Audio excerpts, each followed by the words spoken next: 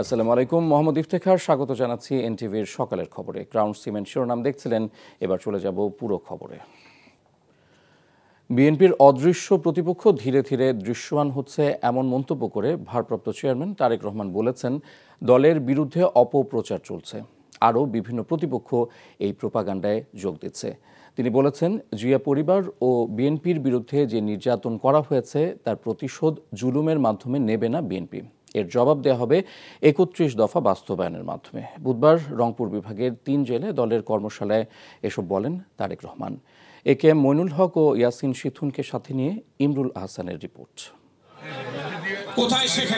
৩১ দফার সংস্কার প্রস্তাবনা তৃণমূলে ছড়িয়ে দিতে ধারাবাহিক কর্মসূচির অংশ হিসেবে রংপুর, নীলফামারী ও সৈয়দপুরে একযোগে কর্মশালার আয়োজন করে বিএনপি। লন্ডন থেকে অনলাইনে যুক্ত হয়ে নেতাকর্মীদের বিভিন্ন প্রশ্নের জবাব দেন তারেক রহমান। বলেন, সরকারের সংস্কার প্রস্তাবনা নিয়ে খুব বেশি আলোচনা হলেও সাধারণ মানুষের কথা নেই তাতে। তিনি বলেন, বিএনপির ৩১ দফা দেশের জনগণের ভবিষ্যৎ পথরেখা তৈরি করবে। এই বিষয়গুলোকে আমরা নিয়ে যাই মানুষের দোরগোড়ায়, প্রত্যেকটি মানুষ, দল মত নির্বিশেষে প্রতিটি মানুষের কাছে।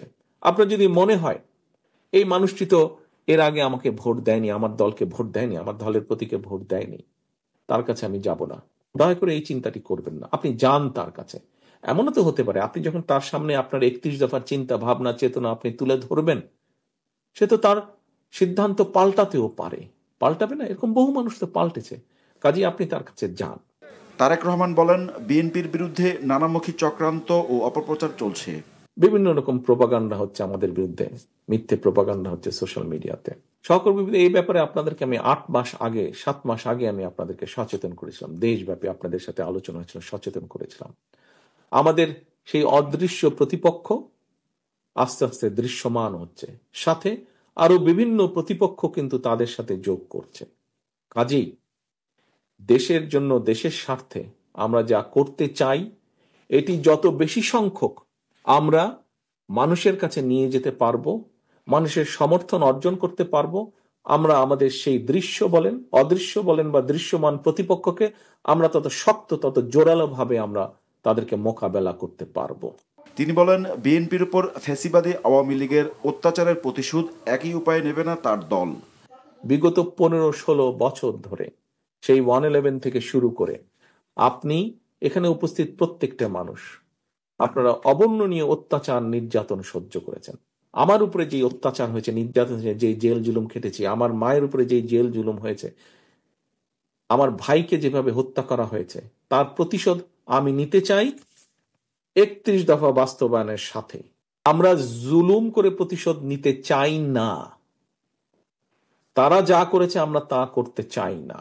নির্বাচন সামনে রেখে মানুষের সমর্থন ও আস্থা ধরে রেখে কাজ করতে নেতাকর্মীদের নির্দেশনা দেন বিএনপির ভারপ্রাপ্ত চেয়ারম্যান। আলোচনা করেছেন ইমরুল আহসান, এনটিভি নিউজ, ঢাকা। সামরিক সরঞ্জাম উৎপাদন খাতে বাংলাদেশে বিনিয়োগ করার জন্য কাতারকে একটি বিশেষ অর্থনৈতিক অঞ্চল বরাদ্দ দেওয়ার প্রস্তাব দিয়েছে বাংলাদেশ। কাতার সফররত প্রধান উপদেষ্টা অধ্যাপক মোহাম্মদ ইউনুস সে দেশের উপপ্রধানমন্ত্রী এবং প্রতিরক্ষামন্ত্রী ডক্টর সাউদ বিন আব্দুল রহমান আল থানির সাথে বৈঠকে এই প্রস্তাব দেন বলে জানিয়েছেন প্রধান উপদেষ্টার প্রেস সচিব। তারা অনেক ডিফেন্স ইন্ডাস্ট্রিতে ইনভেস্ট করছে, বাংলাদেশে যাতে তারা ইনভেস্ট করে বাংলাদেশে, এবং সেই জন্য আমরা বাংলাদেশ তাদেরকে, কাতারকে ডেডিকেটেড একটা ইকোনমিক জোন আমরা তাদের জন্য তৈরি করে দেবো, কাতারের ডিফেন্স ইন্ডাস্ট্রির জন্য। কাতার খুবই সিরিয়াস এই বিষয়ে, তারা আসলে এটা নিয়ে কাজ করছে এবং উনি এটা জানালেন। বিতর্কিত জাতীয় নির্বাচনগুলোকে প্রতিদ্বন্দ্বিতার আবহে আনতে যেসব দল নির্বাচনে অংশ নিয়েছিল তাদের বেশিরভাগেরই কার্যক্রম এখন স্থবির। দলীয় কার্যালয় তালাবদ্ধ, নেতাকর্মীদের আনাগোনা নেই তেমন। বিশেষজ্ঞদের মতে দল হিসেবে অকার্যকর এসব দলের নিবন্ধন থাকা বা পাওয়া উচিত নয়। এদিকে গণ অভ্যুত্থানের পরেও শর্ত পূরণ না করেও মাইনরিটি জনতা পার্টি নিবন্ধন পেয়েছে বলে অভিযোগ উঠেছে। নিয়ামুল আজিজ সাদেকের রিপোর্ট। বাংলাদেশ মাইনরিটি জনতা পার্টি, ভারতীয় জনতা পার্টি, বিজেপির পতাকার আদলে পদ্মের বদলে রকেট প্রতীকে সর্বশেষ নিবন্ধিত রাজনৈতিক দল। আবাসিক ভবনের নিচতলায় ছোট্ট এই রুমটি হল দলটির প্রধান কার্যালয়। দিনের বেশিরভাগ সময়ই বন্ধ থাকে। দলটির কার্যক্রম সম্পর্কে জানেন না এলাকার মানুষ। আপনি মাইনরিটি জনতা পার্টি সম্বন্ধে জানেন?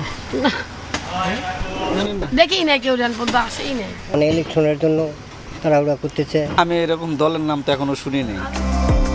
রাজনৈতিক দলসমূহের নিবন্ধন আইন 2020 অনুসারে সংসদীয় আসনে বিজয়ী নেই এ দলের কেউ। স্থানীয়ভাবে 5% ভোটার, 1/3 জেলায় কার্যকর কমিটি নেই। দলটির সভাপতি বলেন, আওয়ামী লীগ নির্বাচন না করলে তাদের সমর্থকদের সনাতনী ধর্মাবলম্বী ও পাহাড়িদের ভোট নিয়ে নির্বাচনে 18টির বেশি আসনে জয়লাভ করতে পারবেন তারা। সবচেয়ে দুঃখজনক ব্যাপার হলো যে 100% মাইনরিটি কমিউনিটি আওয়ামী লীগের নৌকাকে সাপোর্ট করলে ভোট দিলেও কিন্তু তাদের সময় যে অত্যাচারগুলো হয়েছে এটা একটা সীমায়। মাইনরিটি জনতা বলতে পারে একটা সিটে কোনো মুসলিম ভোট দরকার নেই, আমি যদি সেইভাবে চিন্তা করি কোনো মুসলিম ভোটই দরকার নেই, এরকম কয়টা সিটে জিতে আমি 18টা সিটে জিততে পারবো। 15টা রাঙামাটি, বান্দরবান, খাগড়াছড়ি 3টা সিট, বাকি 15টা সিট আমার কোনো মুসলিম ভোটই দরকার নেই। সুন্নি আন্দোলনে যুক্ত ইনসানিয়াত বিপ্লব কমিশনে নিবন্ধন না পেয়ে আদালতের রায়ে নির্বাচনে প্রতিদ্বন্দ্বিতার বৈধতা পান বিগত আওয়ামী লীগ সরকার আমলে। দলটির প্রধান বলেন, আওয়ামী লীগ কার্যক্রমের বিরোধিতা করে রাজনীতি করলেও এখন তাদের হয়রানি করছে সরকার। আওয়ামী লীগের এগেনস্টে আমরা প্রেস ক্লাবের সামনে শতাধিক প্রোগ্রাম করেছি, আমাদেরকে সমাবেশ করতে দেওয়া হচ্ছে না, অথচ ওদেরকে রাষ্ট্রীয় পৃষ্ঠপোষকতায় রাষ্ট্রীয় প্রোটোকলে পুলিশ প্রশাসন দিয়ে সহযোগিতা করে দেওয়া হচ্ছে। এই যে বৈষম্য যদি অব্যাহত থাকে আমরা নির্বাচন বয়কট করব। আইনজীবীদের বেশ কয়েকজনকে নিয়ে রাজনৈতিক দল বাংলাদেশ কংগ্রেস 2024 সালে নির্বাচনে অংশ নেয়া দলটির প্রধান কার্যালয়ে বেশিরভাগ সময় নেতাকর্মীদের উপস্থিতি নেই। সুপ্রিম কোর্টের কিছু আইনজীবী যে দেশের সুস্থ ধারা রাজনীতি বিকশিত হওয়া দরকার, আমরা সেই সুস্থ ধারা রাজনীতি বিকশিত করার স্লোগান নেই বাংলাদেশ কংগ্রেসের মূল উদ্দেশ্যকে প্রতিপাদ্য হিসাবে ধরে এই রাজনৈতিক দল গঠন করি। এখন তো এইসব ক্রাইটেরিয়ার দিক যাওয়াই হচ্ছে না এবং দল গঠন করলে চাপ দিলেই দেখো নিবন্ধন হচ্ছে। ঢাকা বিশ্ববিদ্যালয়ের শিক্ষকের মতে রাজনৈতিক শক্তিশালী কাঠামো গড়ে ওঠে না এসব দলের কারণে। ম্যাক্সিমাম রাজনৈতিক দলগুলো হলো ওয়ান ম্যান শো। তারা চায় যে লাইমলাইটে থাকতে চায়, ক্ষমতার কাছে থাকতে চায়। আনবায়াসড আদালত বলার কোনো সুযোগ নেই। তো অনেক আদালতকে আপনি ম্যানেজ করে আপনি রায় নিয়ে আসতে পারবেন। জনগণ তো তাদের চিন্তার মধ্যে নাই। যারা রাজনৈতিক দল করছে তারা তো জনগণের জন্য রাজনৈতিক দল করে না। Niamul Aziz Sadek, NTV news, Dhaka. BNP সংস্কার চায় না এমন প্রচারণা চালিয়ে জল ঘোলা করার কোনো সুযোগ নেই বলে মন্তব্য করেছেন বিএনপির স্থায়ী কমিটির সদস্য আমির খসরু মাহমুদ চৌধুরী। আর আওয়ামী লীগকে যারা পুনর্বাসন করবে তাদের বিরুদ্ধে বিএনপির সংগ্রাম চলবে বলে মন্তব্য করেছেন বিএনপির আরেক স্থায়ী কমিটির সদস্য মির্জা আব্বাস। বিস্তারিত ইফতেখার রেজার রিপোর্টে। গুলশানে বিএনপি চেয়ারপারসন কার্যালয়ে বিএনপির সাথে ন্যাশনাল ডেমোক্রেটিক মুভমেন্ট, এনডিএম ও গণফোরামের লিয়াজো কমিটির বৈঠক শেষে সমমনা দলগুলোর নেতারা ঐকমত্য কমিশনের দেয়া সংস্কার প্রস্তাবে রাজনৈতিক দলগুলোকে নিয়ে সর্বোচ্চ 31 দিনের মধ্যে সংস্কারের একটি চার্টার তৈরি করে ডিসেম্বরের আগেই নির্বাচনের ব্যবস্থা করার দাবি জানান। এ সময় বিএনপির স্থায়ী কমিটির সদস্য আমির খসরু মাহমুদ চৌধুরী বলেন, সরকার আর জনগণের মাঝে জনপ্রতিনিধির মাধ্যমে যে সেতুবন্ধন থাকার কথা সেটি না থাকায় দেশে আইন শৃঙ্খলা পরিস্থিতি অবনতি হচ্ছে। কিছু মহল ঘুরে বলে বেড়াচ্ছে, একটা প্রপাগান্ডা শুরু করেছে, ওনারা সংস্কার চায় না, ইনারা সংস্কার চায় না। এটা তো জল ঘোলা করা ছাড়া আর কোনো উপায় আর কোনো উদ্দেশ্য আছে বলে আমি মনে করি। পিওরলি জল ঘোলা করছে, এখানে জল ঘোলা করার কোনো সুযোগ নাই। সবাই প্রস্তাব দিয়ে ফেলেছে, আপনাদের দায়িত্ব কোথায় ঐক্যমত হয়েছে সেটা জাতির সামনে তুলে ধরে এবং আমরা সবাই মিলিতভাবে আমরা সই করব সনদে, তারপর নির্বাচনের দিকে যাব। এদিকে সকালে জাতীয় প্রেস ক্লাবে গণতন্ত্র ফোরাম আয়োজিত আলোচনা সভায় যোগ দিয়ে দলের আরেক স্থায়ী কমিটির সদস্য মির্জা আব্বাস বলেন, নির্বাচনের বিকল্প একমাত্র নির্বাচনই হতে পারে। সম্ভবত নির্বাচন খুব তাড়াতাড়ি ওনারা করবেন না, আমি তার কোনো লক্ষণ আমি দেখি না। কয়েকটা দল যা শুরু করছে, এইটা না হইলে নির্বাচন হবে না, ওইটা না হইলে নির্বাচন হবে না। কেউ কেউ বলেই ফেলেছেন যে আমরা নির্বাচনে যাব না। আমি বলতে চাই, আওয়ামী লীগকে যারা দেশে পুনর্বাসিত করার চেষ্টা করবে তাদের বিরুদ্ধে আমাদের সংগ্রাম অব্যাহত থাকবে। এর আগে বিএনপি চেয়ারপারসনের কার্যালয়ে রংপুর মেডিকেল কলেজ হাসপাতালের সাবেক ও বর্তমান ছাত্রদলের চিকিৎসকদের একটি প্রতিনিধি দলের সাথে মতবিনিময়কালে বিএনপি মহাসচিব মির্জা ফখরুল ইসলাম আলমগীর সারা দেশে মেডিকেল কলেজ ও হাসপাতালে ড্যাবকে শক্তিশালী ও জনকল্যাণকর করতে সবাইকে সক্রিয় ভূমিকা রাখার পরামর্শ দেন। Iftekhar Reza, NTV news, Dhaka. ক্ষমতায় গেলে সবার জন্য সমান অধিকার নিশ্চিতের কথা জানিয়েছেন জামাত ইসলামীর আমির ডক্টর শফিকুর রহমান। বুধবার রাতে রাজধানী ডিপ্লোমা ইঞ্জিনিয়ার্স ইনস্টিটিউটে আয়োজিত ভিন্ন ধর্মাবলম্বীদের নিয়ে প্রীতি সমাবেশে তিনি কথা বলেন। তিনি বলেন, দেশে আর মন্দির পাহারা দেওয়ার সংস্কৃতি দেখতে চায় না তার দল। আগামী জাতীয় নির্বাচনে দলটির ব্যানারে ভিন্ন ধর্মাবলম্বীরা অংশ নিতে চাইলে সব ধরনের সহযোগিতা করা হবে বলেও জানান তিনি। এই সময় প্রীতি সমাবেশে অংশ নেয় হিন্দু সম্প্রদায়ের নেতারা বলেন, সংখ্যালঘু বলে আলাদা করার প্রচেষ্টা করা হচ্ছে। হিন্দুদের উপর নির্যাতন করছে একটি মহল, অথচ তা একটি দলের উপর চাপানো হয় বলেও অভিযোগ করেন তারা। আপনাদের সবাইকে জানাই আন্তরিক শুভেচ্ছা। এই দেশে আমি জন্মগ্রহণ করার কারণে, আমি একজন মুসলমান হওয়ার কারণে যদি আমার মসজিদ পাহারা দেওয়া না লাগে, তাহলে কেন মঠ, চার্চ এবং মন্দির পাহারা দেওয়া লাগবে? আমরা এই সংস্কৃতি দেখতেই চাই না।